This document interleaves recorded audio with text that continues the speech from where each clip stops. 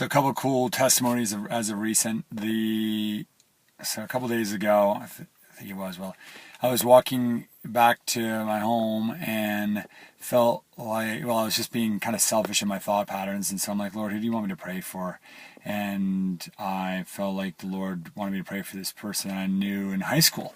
And I really didn't know her that well in high school, but, would definitely call her a friend, and I'm friends with her on Facebook. But, I have a prayer list that I pray through weekly or bi-weekly, and, she's not on it. And so I'm like, that's bizarre that it came up. And it's not bizarre at all because God knows what he's doing. But anyway, so I just wrote her on Facebook and said, I just was talking to God. I felt like he wanted to tell you that he's thinking of you, that you're on his heart. And he's on it. God has us individually on his heart all the time.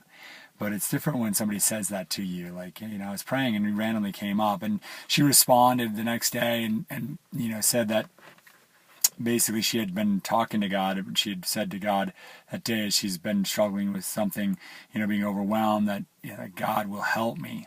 And she had that thought, God will help me. And then that night I wrote her that. So that was cool.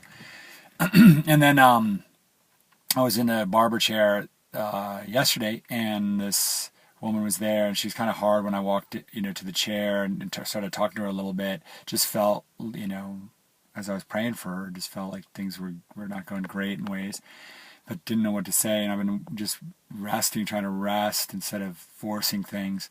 And so, just was sitting there for 8 or so minutes, and then really felt the Lord prompted me to tell her that he loved her. So I said, Jesus wants you to know that he loves you. And she's like, what? She goes, stop it. You're going to make me cry. And I said, yeah, Jesus, loves you very much. And, it's okay to cry and then at that moment, oftentimes when we're speaking words of other people for God, he'll give us just one thing. And then we speak that one thing, and then he gives us something else.